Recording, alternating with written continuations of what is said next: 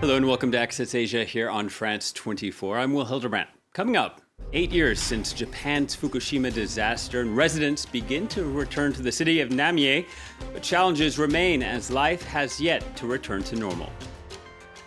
And we go to the small Indonesian village where children are 15 times likelier to be born deaf. Residents have adapted over the generations, and now 80% speak sign language.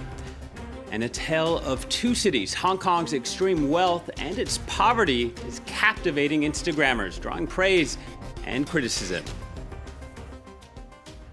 Well, Japan recently marked the 8-year anniversary of the Fukushima disaster. The earthquake, subsequent tsunamis, and nuclear meltdown forced tens of thousands to evacuate. Only now are residents of the city Namie being allowed to return, though challenges remain. Maxi Myers-Belkin reports. 8 years on from the nuclear disaster, large swathes of Namie are still no-go zones. But elsewhere in the city, hope is starting to return. A number of neighbourhoods have been declared decontaminated, and some former residents have been told they're allowed to come back. Before, this was the town centre. It was really the centre of everything. 3,000 to 5,000 people used to shop in that supermarket every day. But I don't think it will ever open again. Many have started new lives far from here, but Mr. Manakura was determined to return. Here in Namie, I'm finally home again. I'm even thinking of re-establishing my business here. Why not? Mr. Kanakura used to be a florist. This is his shop. When 21,000 people were living here, business was good. And then disaster struck. An earthquake, a tsunami, and Fukushima's triple nuclear meltdown just 6 kilometers away. The cleanup process has been complex and time-consuming. Today, just 1/5 of Namie is decontaminated. Radiation counters are on display to reassure the few who live here. You can see that the monitor reads 0.06 millisievert. It's a bit higher than it's been in recent days. Officially, 0.23 is the safe upper limit. The town hall has some 200 employees. Their job is to convince more people that Namie is a place worth coming back to. As it stands, just 3% of residents have come back to live, just over 500 people. We want to bring a lot of people back and as quickly as possible. People, but also businesses. There were around 1,000 here before the disaster. This is the first business to open here since 2011. This Nissan factory was opened in March 2018. The building's virtually empty. There are just 10 or so workers recycling electric car batteries, but it's a promising start. When I learned that the installation contract had been signed, it was a great feeling. It's a symbol of Namie's renaissance. It's excellent. The nuclear plant really isn't far away, but we want to help this city get back on its feet. Here we work on renewable energy, and we really think it's going to help this city rebuild. Elsewhere, there are other encouraging signs, notably in construction. Mitsuhiro Hirosaka is a property developer born in Namie. These days, he spends his time going from construction site to construction site. All our housing is either sold or being rented. We're continuing to renovate. We really think that one day we can get Namie's population back. Most of Namie is still out of bounds, and the challenges ahead are huge. But slowly this city is emerging from the shadows of the Fukushima disaster. And staying in Japan, there are less than 500 days until the country hosts the 2020 Olympics.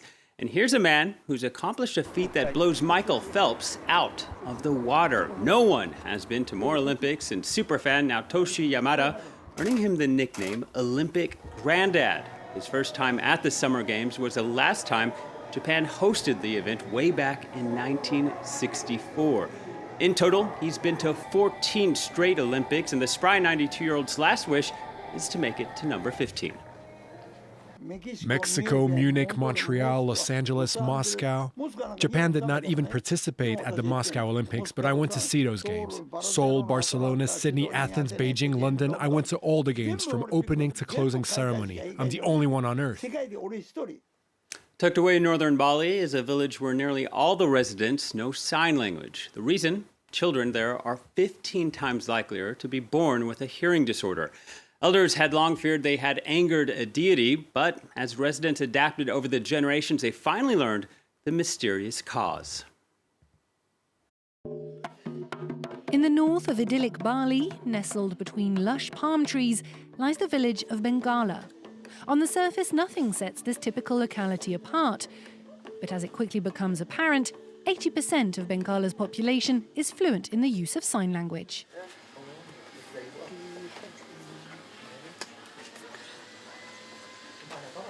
Compared to the rest of the world, here children are 15 times more likely to be born with hearing difficulties. Currently, 44 of the village's 3,000 residents are deaf, and the phenomenon has been observed over 7 generations. In fact, for a time, locals thought they were the victims of a curse, a tale the village elders are happy to tell. Children, do you know the story of Bengkala? No. Well, in the olden days, we thought that the spirit of the deaf god was floating over our village graveyard, and that he was angry. But over the years, there have been a number of studies, and science has proven that it's all down to a recessive gene. So the population chose to adapt, even developing its own sign language, which is taught as early as primary school. Here, hearing and deaf children share the same playground and classrooms. In every class, an interpreter is on hand to translate the lesson for deaf students, including math.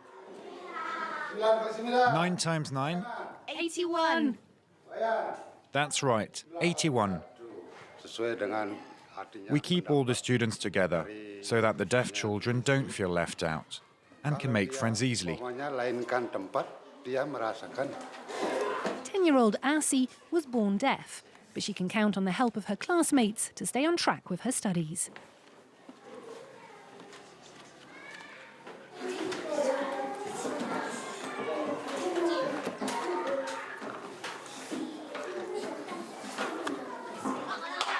United at school, but also at home.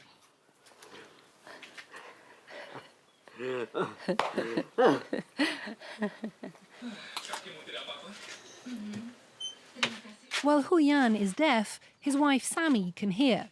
They married in their hometown of Bengkala in 1989, and as far as they're concerned, his disability was never an issue.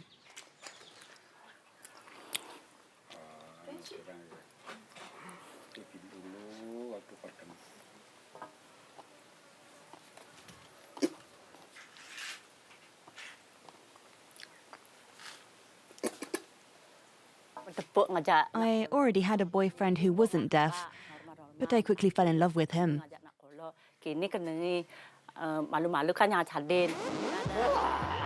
Faced with a rare genetic challenge, the residents of Bengkala have learned to adapt and live together. An approach that sends out a powerful message of tolerance to the world.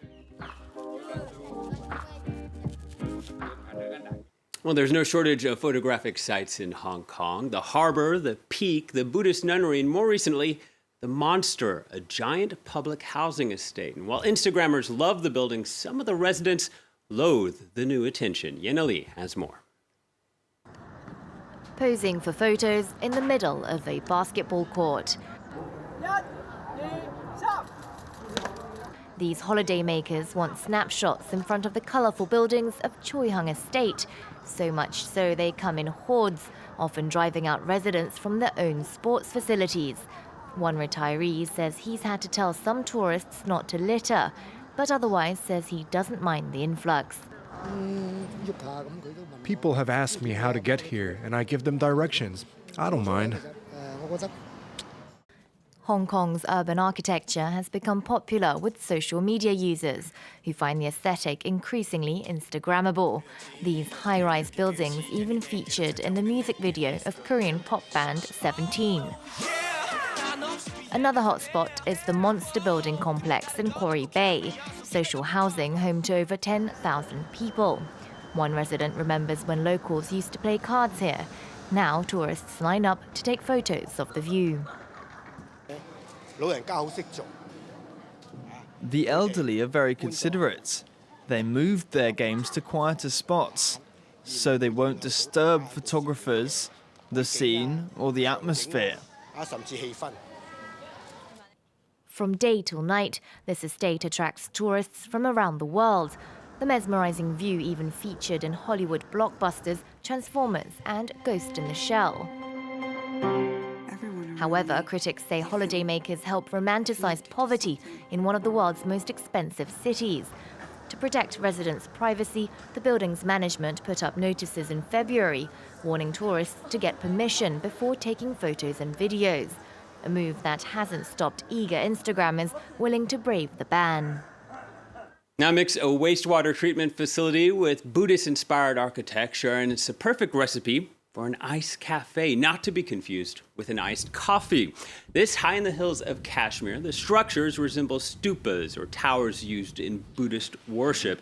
And as it melts in late spring, the water is collected in tanks and fed onto planted land using a drip irrigation system.